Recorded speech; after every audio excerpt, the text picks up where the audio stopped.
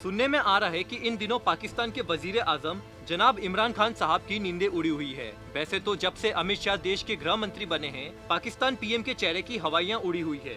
कश्मीर में धारा 370 हटाने के बाद पाकिस्तान और वजीर आजम का रवैया इसकी कहानी पहले ही कह चुके हैं। लेकिन इन दिनों सुना है कि जनाब इमरान खान साहब को नींद भी नहीं आ रही है। वजह साफ है, पाकिस्तान के हाथों से गिलगित एवं बलिस्तान फिसलने का डर।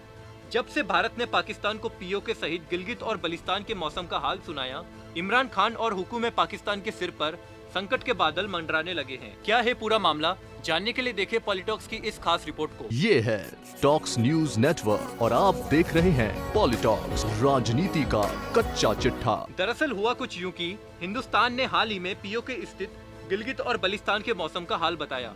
जब पाकिस्तान ने इसका विरोध जताया तो भारत ने साफ तौर पर कहा कि पीओके हमारा ही तो है, ऐसे में वहाँ का मौसम भी हमारा है। भारत का पाकिस्तान को दो टूक और पाकिस्तान की बौखलाहट से अब लगने लगा है कि पीओके की घर वापसी की ओर दूसरा कदम बढ़ गया है। पहला कदम कश्मीर में बदलाव करके बढ़ाया जा चुका है।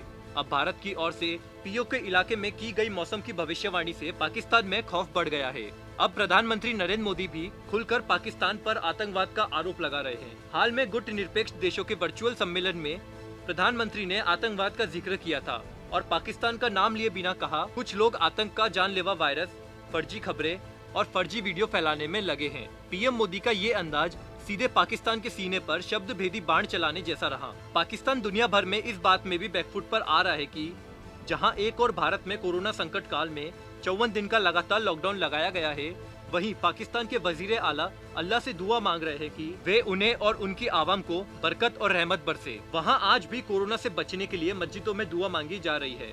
वहीं इस विपत्ति की घड़ी में जहां पूरी दुनिया कोरोना महामारी से जूझ रही है, पाकिस्तान की ओर से भारतीय जवानों पर हमला किया जा रहा है। कोरोना संक्रमित लोगों के चोरी छिपे भारतीय सीमा में भेजने की भी खबरें हैं।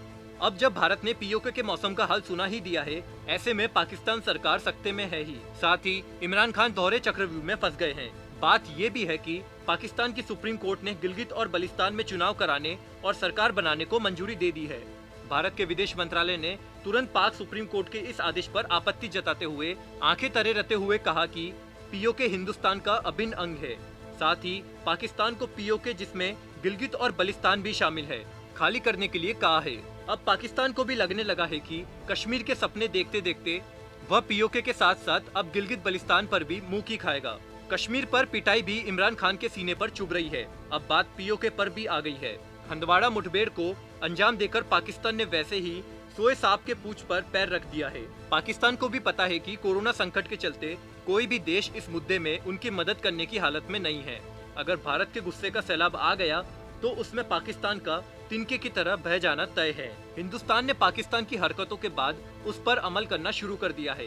यही वजह है कि पाकिस्तान पीएम इमरान खान ने फिर दुनिया की दौड़ लगाई है कि कोई तो बचाओ। उन्होंने हाल ही में कहा कि मैं पाकिस्तान को निशाना बनाने वाले भारत के लगातार प्रयासों के बारे में दुनिया को आगाह कर रहा हूँ। एलओसी के पार भारत के घुसपैठ के नए आधारहीन आरोप इस खतरनाक एजेंडे की निरंतरता है। ये सब संकेत है भारत के उस संकल्प का जिसके चलते भारत ने पीओके से अपना दावा कभी नहीं छोड़ा। गृह मंत्री लोकसभा में पहले ही कह चुके हैं कि भारत अपने खोए हुए क्षेत्र कभी नहीं छोड़ेगा, फिर वो सियाचिन हो या फिर पीओके। अब तो सेना ने भी कदम आगे बढ़ा दिए हैं। अब तो हिंदुस्तान के पीएम के सीने की कसक का सवाल जो आ खड़ा हुआ है। पॉलिटॉक्स ब्यूरो, दिल्ली। ये है टॉक्स न्यूज नेटवर्क और आप देख रहे हैं पॉलिटॉक्स, राजनीति का कच्चा चिट्ठा।